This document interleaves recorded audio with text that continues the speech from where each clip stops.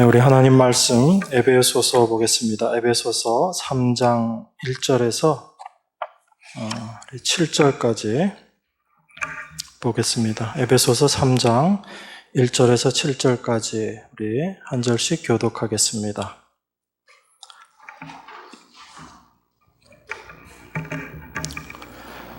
이러함으로 그리스도 예수의 일로 너희 이방을 위하여 갇힌 자 된 나 바울은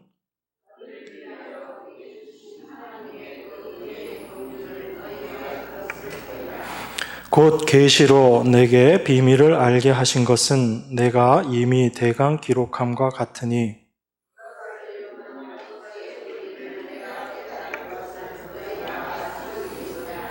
이제 그의 거룩한 사도들과 선지자들에게 성령으로 나타내신 것 같이 다른 세대에서는 사람의 아들들에게 알게 하지 아니하셨으니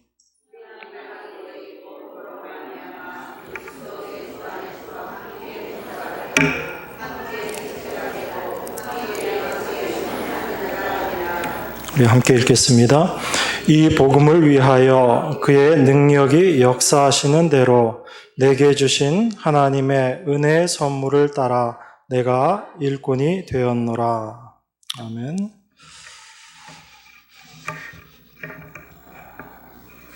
우리가 잘 알고 있듯이 이 에베소서 말씀은 바울 사도가 감옥에서 쓴 글입니다. 그래서 이것을 우리가 옥중서신이다 그렇게 말씀하지요. 그런데 우리가 이 서신서를 읽어볼 때마다 느끼는 것이 무엇인가 하면 정말 이것이 감옥에서 쓴 글인가 싶은 그런 마음이 들 정도로 전혀 그런 어떤 구속함에 대한 또 답답함, 그런 어렵고 힘든 부분에 대한 것들을 우리가 참 느끼지를 못합니다.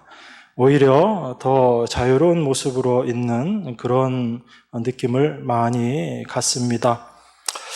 그런데 오늘 사도가 오늘 본문 3장을 시작하면서 이렇게 이야기하죠. 그러므로 그리스도 예수의 일로 너희 이방을 위하여 갇힌 자 된 나 바울은 이렇게 이야기합니다. 사도 바울이 지금 자기가 갇혀 있다라는 것을 우리에게 이야기하고 있습니다. 근데 사도 바울이 왜 이렇게 감옥에 갇혀 있는가? 자기가 무슨 특별한 잘못이 있어서 갇힌 것이 아닙니다. 그 갇힘의 이유가 무엇인가? 그것을 사도는 그리스도 예수의 일 때문에 자기가 갇혔다라고 그렇게 이야기합니다. 그리고 또 하나의 이유가 무엇인가? 이방, 너희 이방을 위하여 내가 갇힌 자가 되었다. 내가 갇혔다라고 이렇게 이야기합니다. 그러니까 사도 바울이 지금 갇혀 있는 것은 아무 사도 바울 자신에게 있어서는 잘못된 것이 없는 거지요. 사도 바울이 갇힌 이유가 자기 자신의 잘못 때문에 갇힌 게 아니다라는 겁니다. 하나님 일 열심히 하려고 특별히 사도 바울에게 하나님께서 주신 명령의 말씀이 무엇이냐? 그게 바로 이방인을 위한 사도로 내가 너를 세웠다라는 그 하나님의 말씀이잖아요. 그러니까 우리 사도 바울이 지금 갇힌 것은 뭔가 자기가 잘못한 게 있어서 갇힌 게 아니고 하나님의 일을 열심히 하다가 보니까 지금 갇힌 거예요. 그죠? 그러면 제가 여러분들에게 한번 여쭤볼게요. 여러분들이 하나님의 일을 열심히 하면 갇힌 자가 될까요? 안 될까요?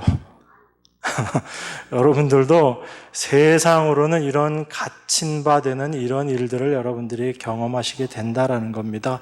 이게 사도 바울이 단지 감옥에 갇혀서 편지글을 썼다 이 차원이 아니고 지금 바울이 분명히 이야기하잖아요. 내가 그리스도 예수의 일로, 다른 일이 아닙니다. 내 개인적인 일이 아니고 하나님의 일, 그리스도 예수의 일로 너희 이방을 위하여 내가 지금 갇힌 바 되었다라는 거예요. 이걸 사도 바울이 다른 곳에서는 어떻게 표현하고 있는가? 이게 바로 하나님의 백성, 성도들이 이 세상에서 당하게 되는 고난이다라고 말하고 있는 겁니다. 여러분, 우리 이 세상이 추구하는 세상의 원리와 그리스도인들이 살아가는 그 십자가의 원리는 동일할 수가 없어요. 그래서 이 세상에서 그리스도인으로 살아간다라는 것 자체가 사실은 고난이고 힘든 것일 수밖에 없습니다. 여러분, 이 세상은 무엇이 지배하는 세상이에요? 어떤 것이 중심이 되어서 이 세상이 돌아가고 있죠? 네, 사탄. 그 사탄이 우리에게 보여준 이 세상의 원리가 있어요. 그게 뭐냐면 이 세상은 힘을 쫓아서 살아가는 것이 세상이다라고 그렇게 사탄이 우리를 속이고 있는 겁니다. 여러분들이 알고 있는 힘 중에 어떤 힘이 제일 세던가요? 네. 아마 이 세상을 지금 지배하고 있는 가장 큰 힘은 돈이라는 그런 힘일 거예요. 그래서 세상 사람들이 이 세상에서 잘 살기 위해서 이 세상의 것들을 자기가 누리기 위해서 무엇을 쫓아서 살아가고 있는가? 그 돈을 쫓아가서 살아가고 있는 거예요. 그것으로 권력도 사고요. 그것으로 명예도 사고, 그래서 세상에서 좋다라고 이야기하는 것들을 자기가 얻어서 이 세상에서 잘난 사람으로 살아보겠다라는 것이 바로 이 세상 살아가는 원리입니다. 그 세상의 원리를 누가 심어줬는가? 바로 사탄이 심어준 거예요. 그 거짓의 아비인 사탄이 모든 사람에게 그걸 심어줬습니다. 그러다 보니까 세상 모든 사람들이 그걸 쫓아서 사는 거죠. 그런데 결국은 그 모든 것들이 어떻게 될 거예요? 다 없어질 것들이고, 다 부패되는 것들이고, 참 하나님의 온전하신과는 상관없는 것들이라는 겁니다. 그런데 우리가 다 속아서 살아가고 있는 거예요. 돈을 좀 많이 벌면 그것이 나를 유익하게 하고 나를 좀 기쁘게 할 것인가?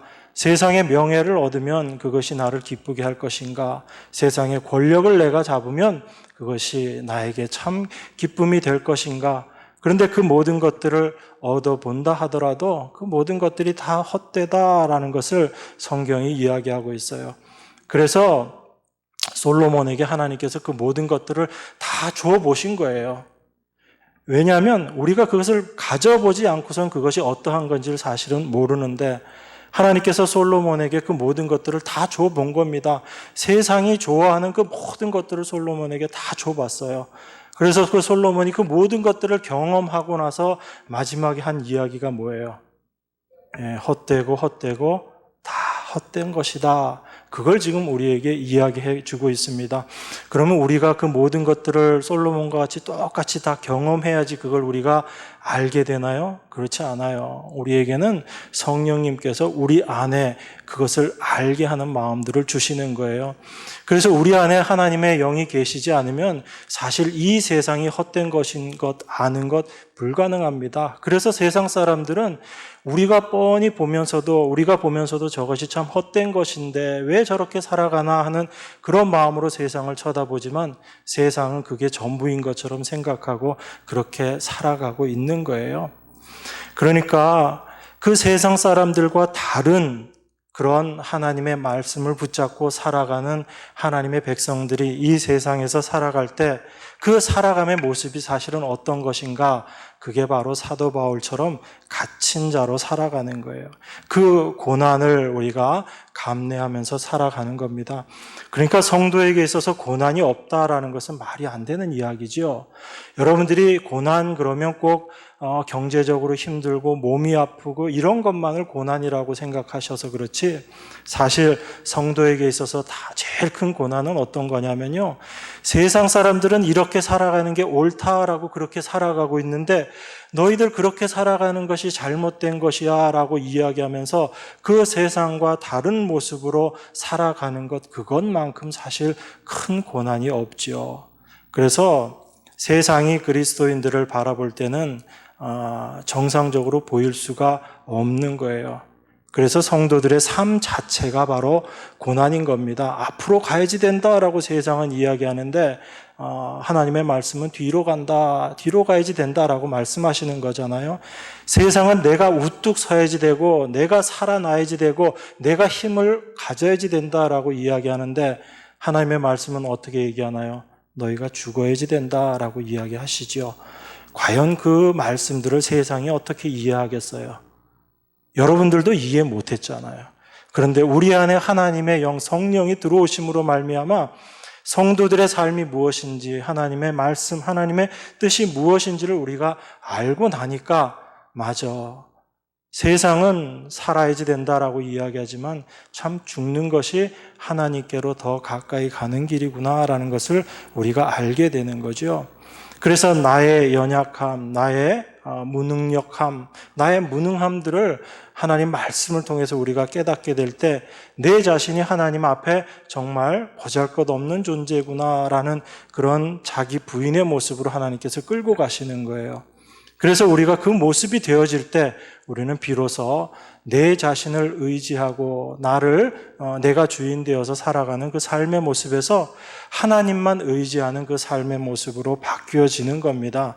그러니까 우리가 하나님을 의지한다, 하나님을 믿는다라는 것도 사실은 여러분들이 내가 하나님 믿어야지 해서 믿어지는 게 아니에요. 하나님께서 우리를 그 자리로 끌고 가시는 겁니다. 그래서 우리의 손발을 다 자르시고 우리가 도무지 세상에서 하나님 앞에 참으로 불가능한 존재인구나라는 것을 깨닫게 하시고 그 하나님만 바라보고 하나님만 의지하고 하나님만 믿는 자로 하나님께서 우리를 만들어 가시는 거예요. 그게 성도들과 함께 하시는 하나님의 함께 하심이거든요.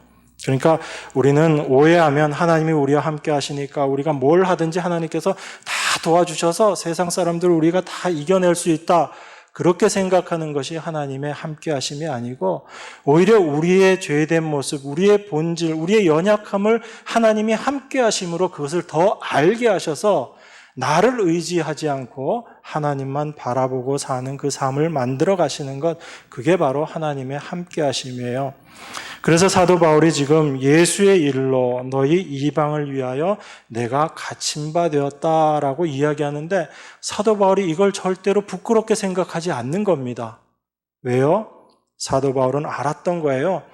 내가 이렇게 갇혀 있다 하더라도 하나님께서는 하나님의 일을 다 이루어내고 계시다. 오히려 내가 열심히 움직일 때 하나님이 나와 함께 그 일들을 하셨지만 내가 갇혀 있는다고 해서 하나님이 하나님의 일을 못하신 것이냐? 그렇지 않다라는 것을 사도 바울은 알았던 겁니다. 그래서 사도 바울이 빌립보서 1장 29절에서 이렇게 이야기를 해요.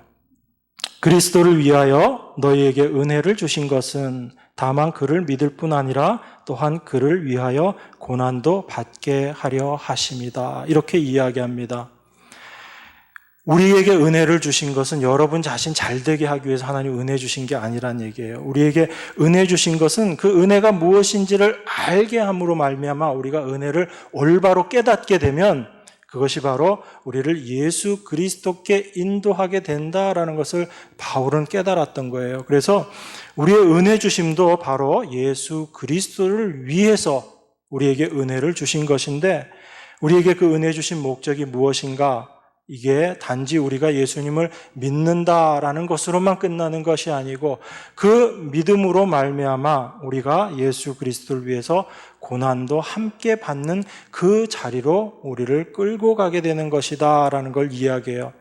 바울이 왜 이렇게 이야기하냐면 자기가 감옥에 있는데도 불구하고 하나님의 말씀은 절대로 줄어들지 않고 오히려 사도 바울이 감옥에 있음으로 말미암아 그 감옥에서 담대한 사도 바울의 모습을 보면서 오히려 하나님의 백성들이 더 예수 그리스도를 전하는데 더 열심히 모습을 사도 바울이 본 거예요. 그래서 빌립보서 1장 14절에서는 이렇게 얘기하거든요. 형제 중 다수가 나의 매임을 인하여 주 안에서 신뢰함으로 겁없이 하나님의 말씀을 더욱 담대히 말하게 되었느니라. 이렇게 얘기해요.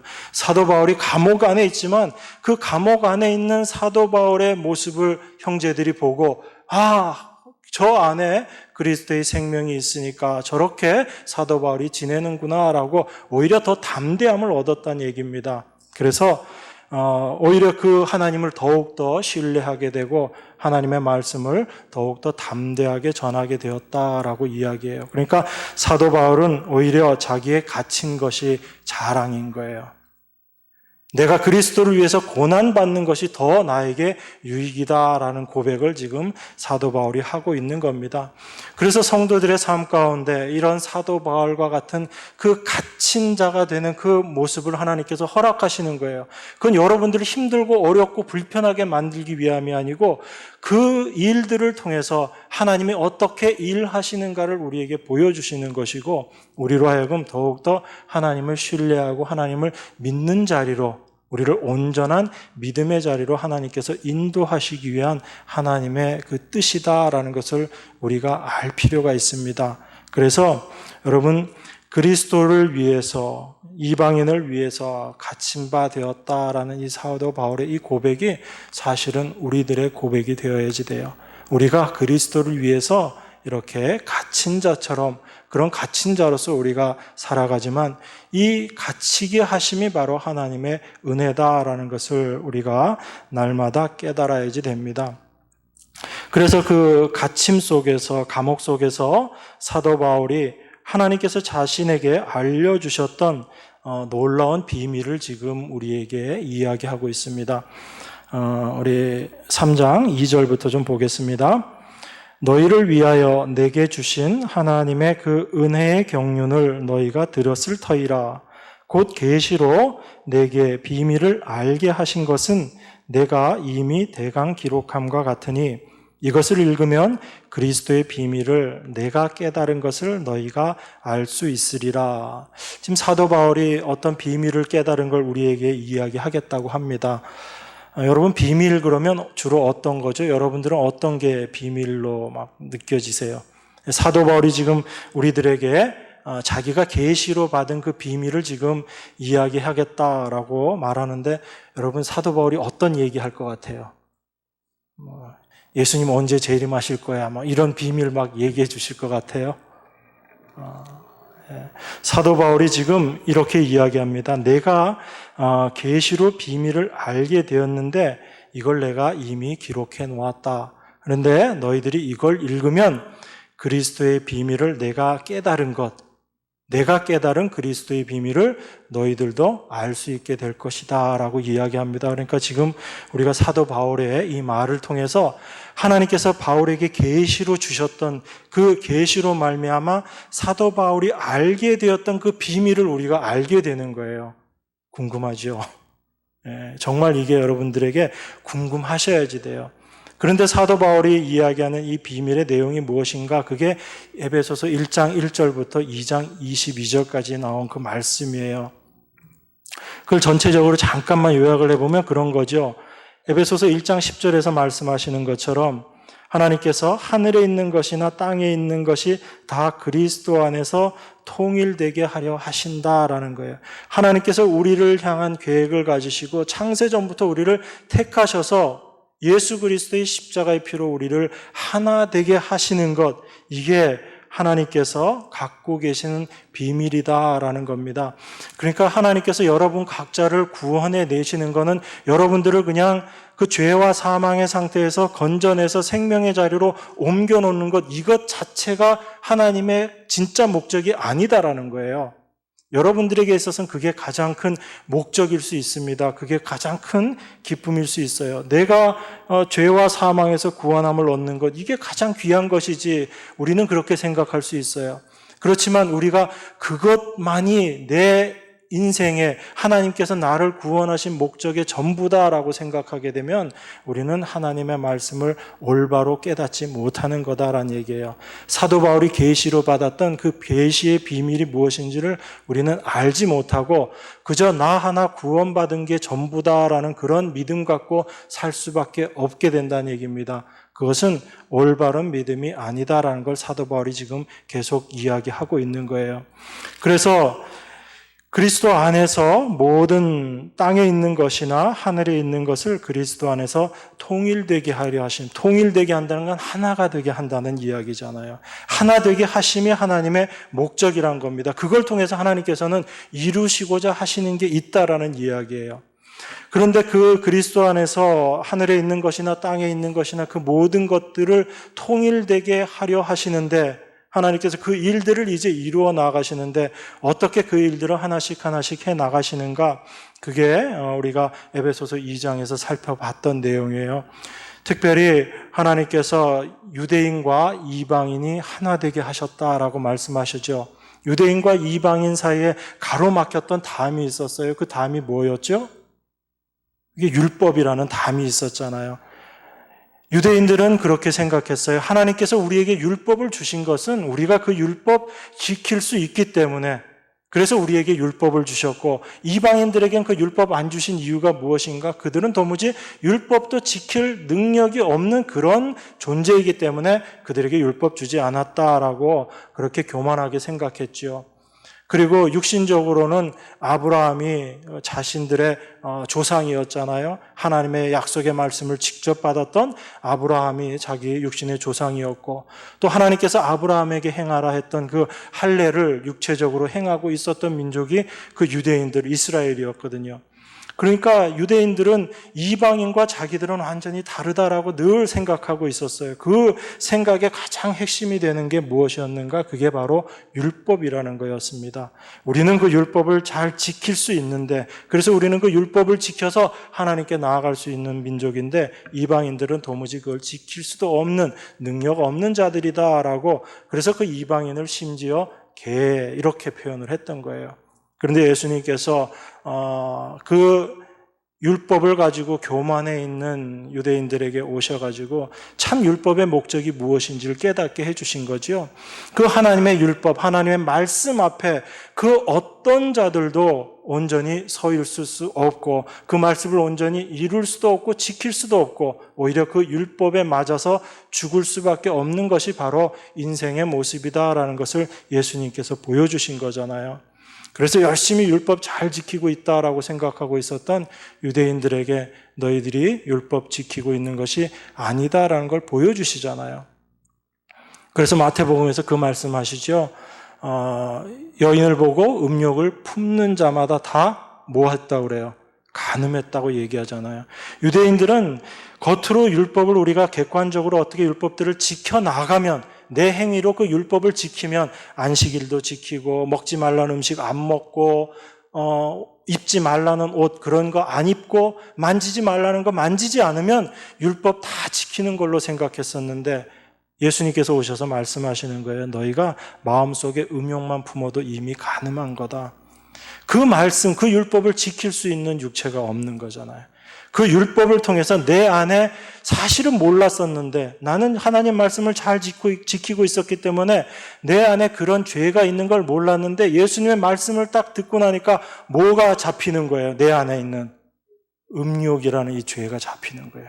그전엔 나는 간음하지 않았기 때문에 나는 간음죄 안 저지르는 사람이야 라고 생각했었는데, 예수님의 그 말씀 앞에, 하나님 말씀 앞에 딱 서보게 되니까 어떤 모습이 드러나 버리는 거예요? 내 안에 간음의 그 음욕이 내 안에 있구나라는 것이 드러나 버리는 거죠. 이거 어떻게 해요? 그 율법 앞에 서보니까 내가 죽을 수밖에 없는 존재구나라는 걸 깨닫게 되는 거죠. 그런데 그것을 유대인들은 그 예수님의 그 말씀을 그들이 자기가 지금까지 쌓아왔던 그 율법이 허물어지는 것이기 때문에, 그 율법이 그렇게 허물어진다는 건 자기 자신이 지금까지 해왔던 노력과 수고가 다 허사가 되는 거잖아요. 그죠? 공든탑이 무너지는 거죠. 그러니까 예수님의 그 말씀을 믿지 않으려고 하고 믿을 수도 없는 거예요. 그러니까 우리가 아무리 하나님의 말씀을 본다라고 할지라도 사실 우리 인간의 본성은요, 하나님 말씀 못 믿는 거예요. 여러분들이 대단히 똑똑하고 여러분들이 정말 신실해서 하나님 말씀 믿을 수 있는 게 아니에요. 우리는 이 말씀 이해하지도 못하고 믿을 수도 없는 존재들이에요. 그런데 하나님의 그 말씀이, 성령이, 그리스도 영이 우리 안에 들어오심으로 말미암아 하나님의 말씀의 의미가 무엇인지 우리가 깨닫게 되고, 그 말씀이 우리 안에서 어떻게 역사함으로 우리의 존재가 어떠한 것인지를 깨닫게 되는 거죠. 그러니까 하나님 말씀을 우리가 안다라는 것, 율법 앞에 서서 내가 죄인으로 깨닫는 것조차도 사실은 하나님이 우리에게 가르쳐 주시지 않으면 절대로 알 수 없는 겁니다. 우리가 성경 보면서 그래 맞아 내가 죄인이야 라고 이렇게 입으로 이야기할 수는 있어도 정말 내가 죄인이라는 것을 깨닫는 것은 성령이 아니면 절대로 되어지지 않는 일이에요. 그래서 우리가 죄인임을 고백하는 것조차도 사실은 우리의 의지, 우리의 뜻으로 하는 것이 아니고 하나님의 영이 우리 안에서 역사하심으로 말미암아 되어지는 일이다라는 것을 우리가 분명히 알아야지 됩니다. 그래서 유대인들이 그렇게 율법을 붙잡고 수백 년을 살았지만 그 율법의 참된 의미가 무엇인지를 깨닫지 못했던 거예요. 그 율법을 지켜서 자기가 의인 되려고 했었던 모습이기 때문에. 그런데 하나님의 말씀이신 그 주님이 그들 앞에 숨으로 말미암아 율법이 무엇인지를 이제 밝히 드러내시는 거죠. 그래서 그 율법으로 말미암아 내 자신의 죄가 무엇인지를 온전히 드러나게 하시는 거죠. 그래서 사도 바울이 고백하죠. 율법으로는 죄를 깨달음이라, 그렇게 이야기하는 거예요. 사도 바울의 고백 중에 그 말이 있습니다. 내가 이전에 율법을 몰랐을 때는 내가 살았더니 라는 표현을 해요. 사도 바울이 율법의 의미가 무엇인지를 알지 못하고 그저 율법을 외적으로 지켜나가는 걸 율법 지킴이라고 알고 있었을 때는 자기가 살았다는 거예요. 율법 앞에서도 내가 살은 존재였다라고 그렇게 이야기합니다. 그런데 사도 바울이 나중에 고백하죠. 율법이 오니까 내가 어떻게 된다고 그래요? 죄는 살아나고 나는 죽었다라고 이야기하는 겁니다. 참된 율법의 의미가 무엇인지를 사도 바울이 깨닫고 나니까 그 율법으로 말미암아 내 안에 있는 죄가 살아나고 그 죄로 말미암아 내가 이제 죽을 수밖에 없는 존재구나라는 것을 사도 바울이 고백하게 되는 거죠. 그래서 참 하나님의 말씀, 그 율법은 우리의 죄가 무엇인지를 깨닫게 하는 거예요. 하나님 앞에 저주받아 죽을 수밖에 없는 존재가 바로 우리다라는 것을 깨닫게 하시는 겁니다. 그게 하나님의 말씀이 우리 안에서 역사하시면 일어나는 일들이에요. 그래서 예수님께서 이 땅에 오셔서 유대인들의 그 죄된 모습을 다 들추어내시고 예수님이 우리를 위해서 우리 죄를 대신 짊어지시고 십자가에 못 박혀 돌아가신 거예요. 그게 바로 우리가 받아야 될 그 율법의 저주를 예수님께서 다 짊어지시고 우리 대신 십자가에 달려 죽으시는 것. 그래서 율법의 말씀대로 범죄하는 영혼마다 다 죽을 것이다 라는 그 율법의 저주를 예수님께서 대신 짊어지시고 그 율법을 이루어 놓으신 거죠. 그걸 우리가 달리 표현할 때 예수님께서 율법을 온전히 완성하셨다라고 이야기하기도 하고 예수님께서 그 율법을 이루셨다라고 그렇게 말씀하는 거죠. 그 예수님의 율법 이루심, 율법 완성하심을 우리는 믿고 그것을 우리가 받아들임으로 말미암아 내가 감당해야지 될 그 죄, 그것을 예수님께서 다 해결해 주셨구나라고 우리가 믿고 담대하게 그리스도 앞으로 나아가는 거죠. 하나님 앞으로 나아가게 되는 겁니다. 왜냐하면 하나님께서는 우리를 보시지 않으시고 바로 십자가를 통해서 우리를 보시기 때문에 그래요. 십자가에서 예수님께서 이미 이루어 놓으신 그 사실만을 우리 하나님께서는 보시기 때문에 그 십자가를 통해서 우리를 보실 때는 우리의 이 시커먼 죄를 보는 것이 아니고 우리의 죄를 위해서 십자가에서 피 흘리신 예수 그리스도의 그 십자가의 피만 보신다고요, 하나님께서. 그래서 우리를 깨끗하 하시고 우리를 의롭다라고 하나님께서 우리에게 말씀하시는 거죠.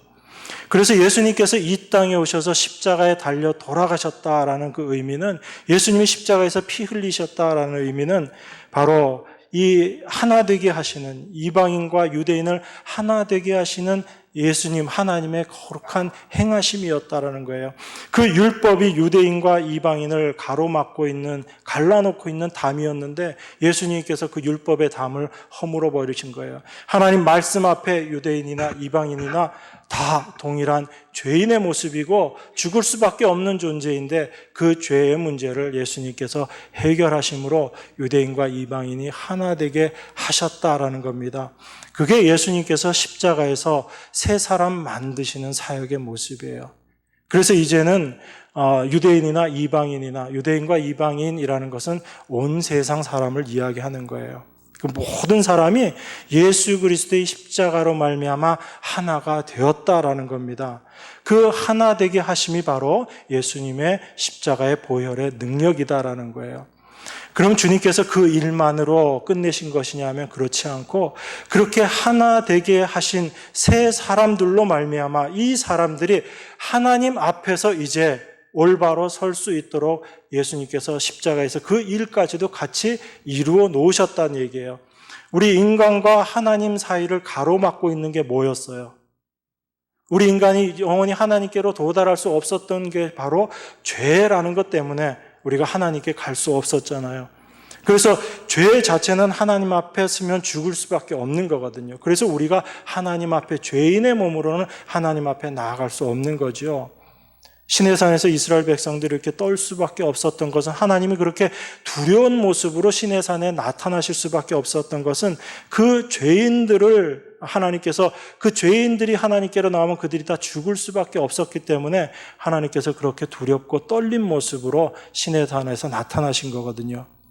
그 하나님과 인간 사이를 가로막고 있던 그 죄를 예수님께서 십자가에 달려 돌아가심으로 그 죄 문제를 해결해 주셨다는 거예요.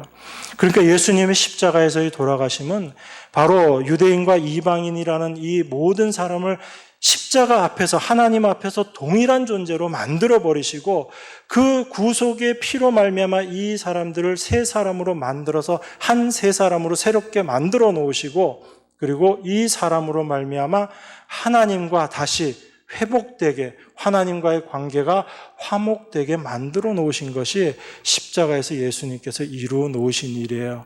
이게 사도 바울이 에베소서 2장 22절까지 지금 말씀하고 있는 내용이에요.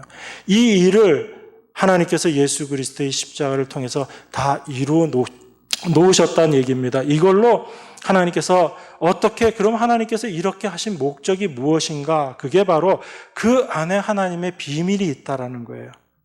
이게 예수 그리스도로 말미암은 우리에게 주어지는 하나님의 비밀이라는 겁니다.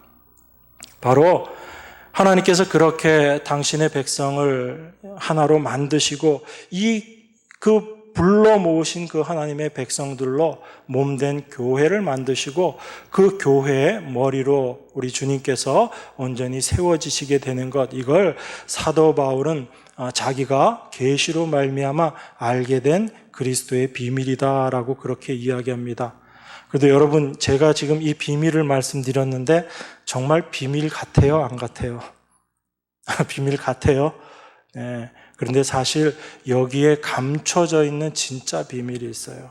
우리가 이걸 알지 못하기 때문에, 몸된 교회가 무엇인지를 우리가 올바로 알지 못하기 때문에 우리에게 끊임없이 신앙생활이라는 걸 하면서도 우리 안에 문제들이 계속 생겨나는 것이고, 우리가 그 말씀대로 살아가지 못하게 되는 그런 모습들이 드러나는 거예요. 사도 바울이 이 비밀, 이 그리스도의 비밀을 내가 깨달은 것, 이걸 내가 이야기한 이걸 통해서 너희들이 알 수 있을 것이다 라고 이야기합니다. 그러면서 사도 바울이 이렇게 이야기해요. 5절과 6절입니다. 이제 그의 거룩한 사도들과 선지자들에게 성령으로 나타내신 것 같이 다른 세대에서는 사람의 아들들에게 알게 하지 아니하셨으니, 이는 이방인들이 복음으로 말미암아 그리스도 예수 안에서 함께 후사가 되고 함께 지체가 되고 함께 약속에 참여하는 자가 됨이라, 이렇게 이야기합니다.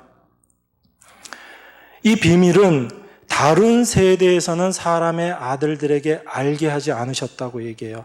다른 세대에서는 이 비밀을 하나님께서 아주 직접적으로 드러내서 말씀하지 않으셨다는 얘기입니다. 무엇이에요? 바로 이 몸에 관한 비밀을 절대로 다른 데서는 하나님의 아들, 사람의 아들들에게 하나님께서 이야기하지 않으셨대요. 다만 선지자들과 거룩한 사도들에게만 이 말씀들을 이야기하셨다라고 그렇게 이야기합니다. 그 하나님이 말씀하신 그 비밀이 무엇인가? 그게 6절의 내용입니다. 이는 이방인들이 복음으로 말미암아 그리스도 예수 안에서 함께 후사가 되고 함께 지체가 되고 함께 약속에 참여하는 자가 됨이라, 이렇게 이야기해요. 근데 우리 다 알고 있는 내용이잖아요. 그런데 왜 이게 사도 바울은 그렇게 중요하게 이야기하는가? 우리가 이 말씀을 보면서 놓치는 내용이 있어요. 그게 뭐냐면, 사도 바울은 지금 이방인과 유대인, 그 모든 사람들이 그리스도 예수 안에서 함께 후사가 된다고 이야기합니다. 그리고 함께 지체가 된다고 이야기하고요. 함께 약속에 참여하는 자가 된다라고 이야기를 해요. 우리는 하나님의 은혜로 구원받았으면서도 그냥 내가 구원받은 것만을 생각하지, 하나님이 우리를 부르셔서 한 몸 되게 하시는, 함께 그 몸이 된다라는 것들을 우리는 자꾸 놓치게 됩니다. 그런데 사도는 어떻게 이야기하는가? 이방인들이 복음으로 말미암아 그리스도 예수 안에서 함께 후사가 된다라고 이야기해요. 그러면 이방인들이 함께 후사가 되면 누구와 함께 후사가 되는 거예요? 유대인들과 함께. 유대인과 이방인이 합쳐질 때 모든 사람이 되는 거거든요. 이 세상은. 그래서 사도 바울이 이야기하는 겁니다. 함께 후사가 된다는 얘기예요. 후사는 어떤 거죠? 하나님의 자녀가 된다는 얘기예요.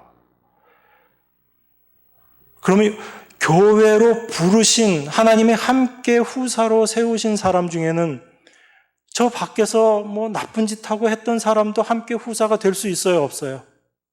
될 수 있어요. 여러분들이 싫어하는 사람, 저 사람은 좀 교회 안 나왔으면 좋겠다는 그런 사람 혹시 여러분들이 있더라도 그 사람도 하나님께서 부르셔서 이 자리에 데려다 놓으면 함께 후사가 되는 거예요, 안 되는 거예요? 함께 되는 거예요. 그렇게 부르셔서 함께 지체가 된다는 얘기예요. 나 혼자 지체가 되는 게 아니고 함께 지체가 된다라고 얘기하는 겁니다. 그리고 함께 하나님의 약속에 참여하는 자가 된다라고 이야기해요. 사도 바울은 지금 이 그리스도로 말미암은 비밀, 교회에 감추어져 있는 비밀을 이렇게 이야기하는 겁니다. 함께 후사가 되고 함께 지체가 되고 함께 하나님의 약속에 참여하는 자가 된다라는 거예요. 그래서 내 자신이 교회 안에서 절대로 내 자신의 어떤 잘남이나 그런 것들을 이야기하지 못하는 존재들이 바로 함께 된 존재라는 것을 사도 바울이 지금 이야기하고 싶은 거예요. 그래서 사도 바울이 알게 된 이 하나님의 비밀, 이것을 사도 바울이 2절에서는 어떻게 표현하냐면 너희를 위하여 내게 주신 하나님의 그 은혜의 경륜을 너희가 들었을 터이라, 이렇게 이야기합니다. 여러분, 하나님의 경륜이라는 게 뭐냐면 하나님께서 계획하시고 하나님께서 그 계획하신 것을 이루어 나가시는 것을 하나님의 경륜이라고 이야기를 해요. 하나님이 뜻을 세우시고 그 뜻을 이루어 나가시는데 누가 그 일을 이루어 나가시는가 하면 하나님 스스로 그 일을 이루어 가신다는 얘기예요. 그 하나님께서 계획하시고 하나님이 그 일을 이루어 가시는데 우리의 힘, 우리의 노력 이런 것들이 도움이 될까요? 안 될까요? 아니에요. 하나님께서 말씀하시고 그 일을 이루어 가시는 것은 하나님 홀로 그것을 완성시켜 가시는 거예요. 거기 우리 인간의 어떤 노력이나 우리 인간의 어떤 것들도 그 안에 들어갈 수 없어요. 왜 그러냐면 그것이 바로 우리 인간의 본질이 그렇기 때문에 그래요. 오히려 우리가 하나님의 하시는 일에 우리가 뭔가를 더하게 된다면 그건 오히려 하나님의 일을 망치는 것밖에 안 되는 거예요. 그래서 사도 바울은 이 하나님의 경륜을 어떻게 표현하고 있냐면 하나님의 은혜의 경륜이다라고 이야기합니다. 여러분, 은혜라는 건 어떤 거예요? 어떤 걸 여러분 은혜라고 얘기하죠? 우리가 도무지 아무것도 할 수 없는 존재인데 하나님께서 그 모든 것들을 우리에게 부어주신 것, 우리에게 허락하신 것, 우리에게 주신 것, 그게 은혜잖아요. 그럼 하나님의 경륜인데 그 하나님의 그 경륜이 하나님의 그 은혜의 경륜이라는 얘기예요. 하나님이 당신의 뜻을 세우시고 그 일들을 이루어 나가시는 데 있어서 우리 인간이 거기에 뭔가 할 수 있는 것 아무것도 없다는 얘기입니다. 하나님이 오직 은혜로서 그 일들을 완성시켜 나가는 거예요. 그것이 사도 바울이 깨달았던 그 놀라운 비밀이라는 겁니다. 그런데 교회로 모여 있는 사람들은 어떤 사람들인가 하면 바로 하나님이 그 일들, 하나님의 일을 이루심이 하나님의 온전하신 은혜로 말미암아 된다라는 것을 깨달은 자들이 모여서 함께 후사가 되고 함께 지체가 되고 함께 약속을 받는 자들로 되어지는 것, 이게 교회가 갖고 있는 비밀이라는 거예요. 그래서 교회는 어떤 사람들의 모임인가 하면 그냥 나 구원받았으니까 교회의 한 몸이 됐다, 이게 아니고 그 구원받음이 무엇인지를 아는 사람이 참 교회로 모인다는 겁니다. 그 구원받음의 가장 핵심적인 내용이 무엇인가? 그게 바로 하나님의 은혜라는 거예요. 그래서 하나님이 교회로 불러 모으신 그 교회로 모인 자들은 나의 잘남을 이야기하는 것이 아니고 하나님의 은혜만을 이야기하는 자로 세워지는 곳, 그것이 바로 교회라는 겁니다. 사도 바울이 그 비밀을 알았다는 얘기예요. 그냥 세상에서 불러내서 이렇게 모아놓고 하나님의 몸을 만들었다, 이것이 비밀이 아니고 그 만들어진 몸이 어떤 사람들로 모여 있게 되는가, 그 안에 가장 핵심의 내용이 무엇인가, 이것을 아는 자들로 모아놓은 것, 그런 자들로 말미암아 하나님께 영광 올려드리는 그런 사람들의 모임, 그게 바로 교회라는 겁니다. 그러니까 은혜가 무엇인지를 아는 자들이 참 교회다라는 거예요. 사도 바울이 이것을 더 분명하게 설명하기 위해서 이렇게 이야기합니다. 7절, 8절, 9절 보면요, 이 복음을 위하여 그의 능력이 역사하시는 대로 내게 주신 하나님의 은혜의 선물을 따라 내가 일꾼이 되었노라. 모든 성도 중에 지극히 작은 자보다 더 작은 나에게 이 은혜를 주신 것은 측량할 수 없는 그리스도의 풍성을 이방인에게 전하게 하시고 영원부터 만물을 창조하신 하나님 속에 감추었던 비밀의 경륜이 어떠한 것을 드러내게 하려 하심이라. 사도 바울이 하나님께서 나를 이렇게 부르셔서 나를 하나님의 일꾼 되게 하셨는데 일꾼 되게 하신 그 내용을 지금 설명하고 있어요. 여기서 사도 바울이 깨달았던, 사도 바울에게 임했던 하나님의 은혜의 경륜을 지금 사도 바울이 이야기하고 있습니다. 그 이야기의 가장 핵심적인 내용이 뭐냐면 모든 성도 중에 지극히 작은 자보다 더 작은 나에게 은혜를 주셨다라는 거예요. 여러분, 이게 문법적으로는 틀린 문법이에요. 여러분, 최상급이라는 게 어떤 거죠? 가장 최고의 것, 가장 심한 것, 그게 최상급이잖아요. 그죠? 그러면 지극히 작은 자, 이게 문법에는 이게 최상급으로 나와 있거든요. 지극히 작은 자보다 더 작은 자, 그러니까 가장 작은 자보다 더 작은 자가 있어요, 없어요? 없죠, 여러분. 제일 작은 자보다 더 작은 자가 있어요, 없어요? 없는 거예요. 그런데 사도 바울은 지금 자기 자신을 어떻게 표현해요? 지극히 작은, 가장 작은 자보다 내가 더 작은 자다라고 이렇게 이야기하는 거예요. 그러니까 이게 문법적으로는 틀리는 말이에요. 그런데 이렇게 사도 바울이 이야기하는 그 이유는 우리가 알죠. 근데 사실 우리가 정말 아는지 모르겠어요. 여러분들이 정말 그걸 아시는지 모르겠어요. 사도 바울은 자기 자신을 이렇게 깨달았던 거예요. 그런데 이런 나를 하나님께서 은혜 주셔서 나를 하나님의 비밀의 그 복음, 그리스도의 비밀을 전하는 일꾼으로 나를 부르셨다. 이게 사도 바울이 깨달았던 하나님의 은혜의 경륜이란 얘기예요. 내 자신에게 임했던 하나님의 경륜이에요. 하나님은 어떻게 사도 바울을 일꾼으로 부르셨어요? 사도 바울을 언제 하나님께서 사도 바울을 부르셨죠? 사도가 하나님의 일을 열심히 잘하고 있을 때, 막 전도 열심히 하면서 그러고 있을 때 사도 바울을 하나님께서 부르셨어요? 언제 사도 바울을 부르셨어요? 예수 믿는 사람 내가 다 때려 죽일 거야. 그러면서 제사장들한테 가서 공문서 받아가지고 어디 가고 있을 때? 다마스커스, 다메섹으로 가고 있는 그 길에서 부활하신 예수님이 찾아오신 거잖아요. 그 사울에게 예수님께서 찾아오셔서, 바울에게 찾아오셔서 사울아, 사울아 부르실 때 누구십니까? 내가 핍박하는 예수다. 예수님이 그렇게 찾아오신 거예요. 우리가 뭔가 좀 대단한 좋은 일 하고 있을 때 누구를 만나면 괜찮죠, 그죠? 근데 내가 정말 나쁜 짓 하고 죄 짓고 있을 때 누구를 만나면 어때요? 기분이 좋을까 나쁠까? 그 하나님 믿는, 예수님 믿는 사람들 다 잡아 죽이겠다고 실제로 스데반이 죽을 때 사도 바울이 옆에 같이 있었죠? 사도 바울이 사주한 거잖아요. 그죠? 그 돌 던지는 사람 옷을 사도 바울이 다 갖고 있었잖아요. 자기가 그거 다 갖고 자기가 그 책임하에 스데반 죽이게 했다는 얘기거든요. 그 얘기는. 그런데 그 사도 바울이 지금 하나님 믿는, 예수님 믿는 사람들 다 잡아오겠다고 지금 열심히 뛰어가고 있었어요. 그 사도 바울이 정말 열심을 다해서 하나님께 대적하는 자로 일하고 있었거든요. 그때 하나님께서 사도 바울에게 찾아오신 거예요. 그 사도 바울을 하나님께서 건져내시고 어떤 사람을 만드신 거예요? 하나님의 일꾼 만들어 버리셨다고요. 거기에 비하면 여러분들은 사도 바울보다 훨씬 낫죠. 최소한도 그래도 뭐 사도 바울처럼 그렇게 예수 믿는 사람 때려 죽이겠다고 그렇게 덤비고 있을 때 하나님께 부르심 받지는 않았으니까, 그죠? 사도 바울의 마음이 어땠을 것 같아요? 그가 열심히 하나님의 일을 하면서도 그는 문득문득 그 생각이 났을 거예요.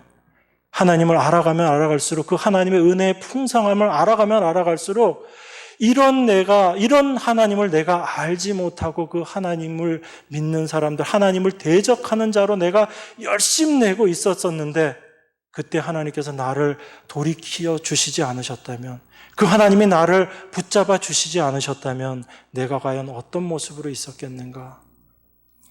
내가 열심히 하나님 잘 믿는다고 생각하면서 예수 믿는 사람들을 붙잡으려고 그렇게 하고 있었는데, 그걸 나는 하나님 잘 믿는 걸로 알고 그렇게 생각을 하고 있었는데, 그런 나의 모습 하나님께서 그냥 내버려 두셨으면 내가 지금 어떤 모습으로 있었겠는가? 사도 바울이 생각했겠죠. 아마 수시로 그 일들이 생각났을 거예요. 그래서 사도 바울이 고백하는 겁니다. 나의 나된 것이 하나님의 은혜다. 그 사도 바울에게는요, 죽도록 충성하면서도 거기에서 절대 자기 자랑이 나오지 않았어요. 왜 그랬죠? 나의 본래 모습, 내가 어떠한 모습인지를 바울은 알았거든요. 내가 내 목숨조차 하나님 앞에 내어놓는다고 할지라도 이건 내가 할 수 있는 일이 아니다라는 걸 사도 바울은 알았던 거예요. 그것이 하나님의 은혜입니다, 여러분. 우리가 하나님의 은혜를 안다라는 얘기는 바로 그 모습, 내가 바로 그런 위치였다라는 걸 안다라는 얘기예요. 내가 하나님을 위해서 내 평생의 삶을 다 하나님께 드린다고 할지라도 그 모든 것들보다 하나님이 나를 부르시고 나를 택하시고 나를 건져주신 그 하나님의 은혜, 그것이 정말 더욱더 귀하고 이것이 나를 살리는 참 생명이구나라는 것을 내가 아는 것, 그게 우리가 하나님의 은혜를 안다라는 거예요. 여러분, 이 은혜를 아는 사람들이 모인 곳이 교회예요. 이 사람들이 모여서 함께 하나님의 후사가 되는 겁니다. 함께 몸의 지체가 되는 거예요. 이 사람들이 모여서 하나님의 약속의 말씀에 참여하는 자가 되는 거예요. 이것이 교회라는 것을 안다면 이 교회 안에 자기의 자랑, 나의 어떤 행함, 이런 것들이 나올 수 있어요, 없어요, 여러분? 절대 없는 겁니다. 사도 바울은 이게 바로 그리스도의 감추어진 비밀이라는 걸 알았어요.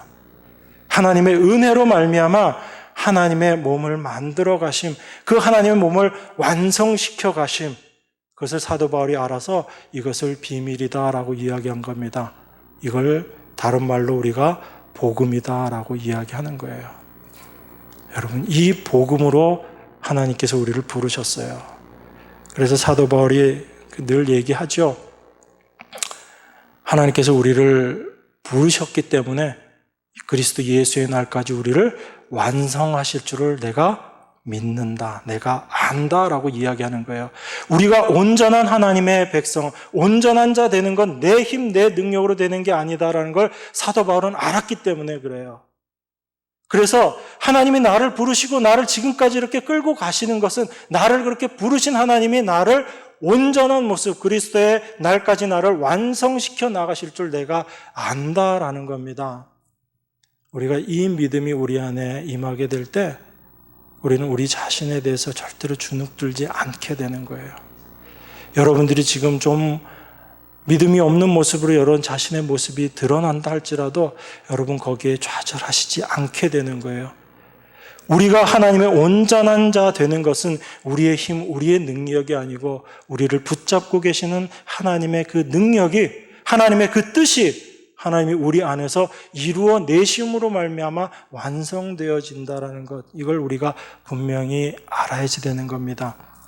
그래서 사도 바울은 이걸 비밀이다라고 이야기하는 거예요. 이 은혜의 비밀을 아는 자들이 참된 하나님의 몸, 그 몸의 지체인 자들이다라고 이야기합니다. 여러분, 이 비밀이 여러분 안에 실제가 되기를 원합니다. 이론이 아닌 참 실제가 되어서 나의 어떠한 헌신과 수고와 봉사도 하나님 앞에 사도 바울과 같이 지극히 작은, 성도 중에 지극히 작은 그런 자보다 더 작은 나에게 이 은혜를 주신 하나님의 그 은혜가 감사합니다. 죄인 중에 괴수인 내가 하나님의 은혜를 받고 내가 지금 내 이 모습이 된 것이 하나님의 은혜로 말미암은 것입니다 라는 이것을 고백하는 그 자리로 나가는 여러분들 되기를 원합니다. 이게 하나님께서 우리에게 사도 바울의 입을 통해서 말씀해 주시는 그리스도의 비밀, 복음입니다. 이 복음을 늘 충만히 누리는 여러분과 제가 되기를 원합니다. 네, 기도하겠습니다. 하나님 아버지 감사합니다. 우리가 어떻게 하나님께 부르심을 받았는지, 하나님께서 부르시는 우리들을 어떻게 완성시켜 나가시는지 하나님의 말씀을 통해서 저희가 확인을 합니다. 주님, 이 말씀이 우리 안에서 살아 역사하게 하시고 우리가 다른 어떤 것이 아닌 하나님의 말씀을 온전히 믿을 수 있는 이 믿음 저희들에게 허락하셔서 날마다 예수 그리스도의 은혜의 그 깊이와 넓이와 높이를 날마다 경험하며 그 풍성함 가운데 거하는 저희들 될 수 있도록 은혜 더하여 주시옵소서. 우리의 모든 죄를 사하시고 지금도 하나님 우편에서 우리를 위해서 간구하고 계시는 귀하신 예수 그리스도 이름으로 기도드리옵나이다. 아멘.